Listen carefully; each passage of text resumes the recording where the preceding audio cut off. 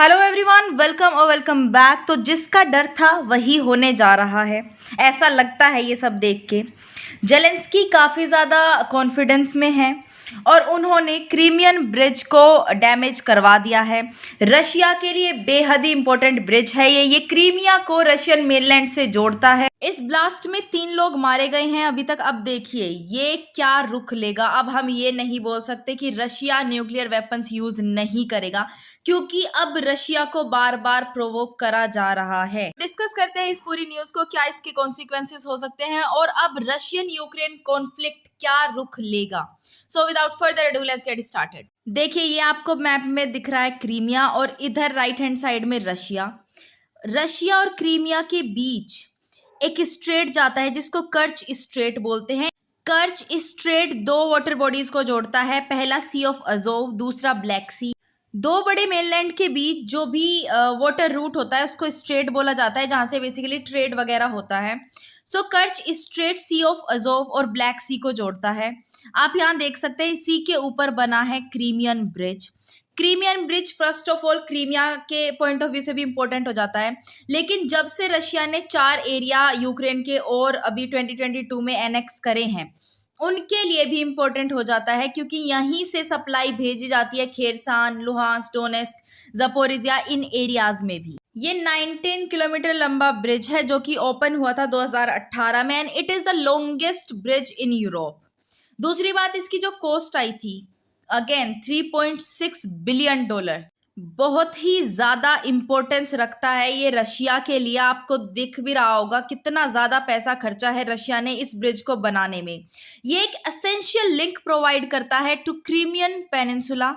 इस ब्रिज में दोनों ही हैं, रोड नेटवर्क भी है क्रीमिया से रशिया तक और रेलवे नेटवर्क भी है। ऐसा कहा जा रहा है कि जो रोड नेटवर्क है उसका एक हिस्सा डैमेज हो चुका है, दूसरा इंटैक्ट है। अब यहाँ आपका क्वेश्चन उठ सकता है कि मैं ऐसा बार बार क्यों बोल रही हूँ कि यूक्रेन ने ये कराया है। जरूरी नहीं है कि ये यूक्रेन ने ही कराया हो। तो यूक्रेन ये खुद चिल्ला चिल्ला के बोल रहा है कि ये जो डैमेज है, ये जो ब्लास्ट है, ये हमने ही करवाया है। फर्स्ट ऑफ ऑल इस ब्लास्ट से पहले भी इन्होंने कई बारी थ्रेट करा है रशिया को कि हम आपके ब्रिज को स्ट्राइक करेंगे। और अब अटैक के बाद जो डेविड अराखामिया है, leader of the Servant of People Party Zelensky की ही पार्टी है, उन्होंने ये बोला है कि Russian illegal construction is starting to fall apart and catch fire. यानी कि जितना भी रशिया ने इलीगल कंस्ट्रक्शन करा है यूक्रेन की लैंड को, यानी कि जितना भी इलीगल कंस्ट्रक्शन करा है रशिया ने यूक्रेन की लैंड पर, जो एरिया कब्जाया हुआ है उस पर, वो सब अब ऐसे ही डैमेज होगा, डिस्ट्रॉय होगा। क्योंकि रीजन सिंपल है, अगर आप कुछ एक्सप्लोसिव बनाओगे तो सूनर और लेटर वो एक्सप्लोड ही करेगा। आगे अपने कमेंट को ऐड करते हुए इन्होंने ये भी बोला कि ये तो बस शुरुआत है, आगे आगे देखो होता है क्या। और इन्होंने ये भी बोला कि रशिया ऐसे कोई रिलायबल कंस्ट्रक्शन बनाता भी नहीं है जिसके लिए वो फेमस हो। अब जो सेक्रेटरी है Ukraine national security and defence council की, उन्होंने भी एक ट्वीट करा है। उन्होंने अपने ट्वीट में एक तरफ कर्च ब्रिज ऑन फायर दिखाया है और दूसरी साइड लिखा है हैप्पी बर्थडे मिस्टर प्रेसिडेंट। आप सबको पता है कल पुतिन का बर्थडे था, तो बेसिकली ये सरकास्टिकली उनको ये चीज बोली गई है। फिर एक एडवाइजर है टू जेलेंस्की, मिखाइलो पोडोलायक, उन्होंने बोला है कि Crimea the bridge the beginning, यानी कि जो क्रीमियन ब्रिज को डिस्ट्रॉय करा है वो तो बस अभी शुरुआत है। आगे जो भी इलीगल कंस्ट्रक्शन कर रखी है वो सब डिस्ट्रॉय होंगी। जो भी लूटा है रशिया ने यूक्रेन से, everything stolen must be return to Ukraine, यानी कि वो यूक्रेन के पास वापस आएगा। और जो भी एरिया रशिया ने ऑक्यूपाई करा है वो भी यूक्रेन वापस लेके रहेगा। ये रहा इनका ट्वीट, आप देख भी सकते हैं। तो बड़ी ही सिंपल सी बात है कि यूक्रेन खुद इस चीज को एक्सेप्ट कर रहा है कि ये जो ब्लास्ट था ये हमने करवाया था। यूक्रेन अगेन मैं बोलना चाहूंगी, फिलहाल इनका कॉन्फिडेंस नहीं, ये मैं स्टूपिडिटी बोलना चाहूंगी। आप सिर्फ यूक्रेन को नहीं, आप पूरे वर्ल्ड को डेंजर में डाल रहे हैं। इवन जो यूक्रेनियन पोस्टल सर्विस है, उन्होंने तो ये तक बोल दिया कि हम तो स्टैम्प को इश्यू करेंगे जो कोमेमोरेट करेगा इस ब्लास्ट को, यानी कि जो इस ब्लास्ट को सेलिब्रेट करेगा इन द कमिंग फ्यूचर। उन स्टैम्प्स को देखकर उस ब्लास्ट की याद आएगी तो हम प्राउड फील करेंगे। और ये कोई पहली बार नहीं है कि इन्होंने ऐसे स्टैम्प ये जारी करने की बात कर रहे हैं। इससे पहले भी जब यूक्रेनियन स्ट्राइक से रशियन फ्लैगशिप क्रूजर सिंक कर गया था, उसके ऊपर भी इन्होंने स्टैंप को रिलीज करा था। अब ऑफ कोर्स यहाँ रशिया का रिएक्शन काफी इंपॉर्टेंट है कि रशिया कैसे रेस्पोंड कर रहा है इस चीज के लिए।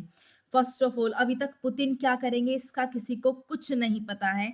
ये सिर्फ जो उनके काउंसिल हैं, जो उनके मिनिस्टर्स हैं, जो उनके ऑफिशियल्स हैं, जो उनकी जनता है, उनका रिएक्शन है।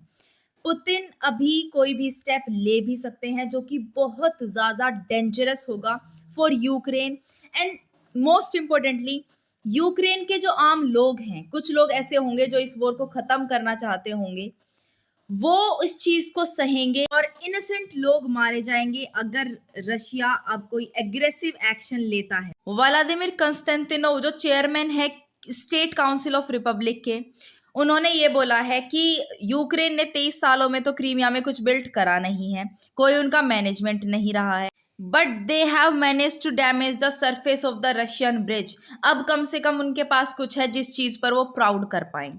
फिर जो स्पीकर है of Crimea's Kremlin backed regional parliament, यानी कि जो रशिया बैक करता है जिस पार्लियामेंट को, उसकी जो स्पीकर हैं उन्होंने बोला है कि हम यूक्रेन को ब्लेम करते हैं इस एक्सप्लोजन के लिए। हालांकि उतनी ज्यादा डैमेज नहीं हुआ है, उतना सीवियर डैमेज नहीं है, ब्रिज जल्दी ही रिपेयर हो जाएगा और दोबारा फंक्शनल हो जाएगा। अब देखो, इसमें सबसे बड़ा एंगल जो जुड़ गया है वो जुड़ गया है टेररिज्म का, क्योंकि ऐसा माना जा रहा है कि इस तरीके से जैसा अटैक करवाया गया है वैसे अटैक्स को टेररिस्ट अटैक ही बोला जाता है, क्योंकि इन्होंने ट्रक में बॉम्ब्स भरे और उस ट्रक को उस ब्रिज पे भेज दिया। अब जो ट्रक चलाने वाला था ये भी नहीं पता है कि वो उस बॉम्ब ब्लास्ट में मारा गया या वो पहले ही कूद गया था। अगर ऐसा होता है कि वो मारा गया है तो रशिया ये बोल सकता है कि हमारे एरिया में सुसाइड बॉम्बिंग कराई गई है, और ये जो पूरा मैटर है ये एक टेररिस्ट रुख ले लेगा उस टाइम पे, और फिर रशिया इसका फायदा उठाकर यूएनएससी वगैरह में भी इस चीज को बोल सकता है कि टेररिज्म फैलाया जा रहा है यूक्रेन के द्वारा। इवन आप ये ट्वीट भी देख सकते हैं जो बोल रहा है कि ये सिक्योरिटी फुटेज की इन्होंने वीडियो डाली है ट्विटर पर, और बोला है कि अगर ऐसा ही हुआ है, इसमें दिखाया गया है कि ट्रक जा रहा है और एकदम से ब्लास्ट हो गया, तो ऑफ कोर्स अगर ऐसा ही हुआ है तो ट्रक ड्राइवर का उससे उतरना नामुमकिन सा लगता है। तो अगर ये ट्रू है कि ट्रक ड्राइवर उसी में था और उसकी मौत हो गई, तो it was a suicide attack. Even जो रशियन फॉरेन मिनिस्ट्री की स्पोक्स वुमेन है मारिया जकरोवा, उन्होंने भी यही बोला है कि जो यूक्रेन डिस्ट्रॉय कर रहा है सिविलियन इंफ्रास्ट्रक्चर को, वो उनका टेररिस्ट नेचर शो करता है। अब देखो, ये कुछ यूक्रेन के लोग हैं जो कि ब्लास्ट के साथ फोटो खिंचवा रहे हैं। तो यूक्रेन में ना इस चीज को लेके एक्साइटमेंट भी है और फियर भी है। एक्साइटमेंट किस बात का है?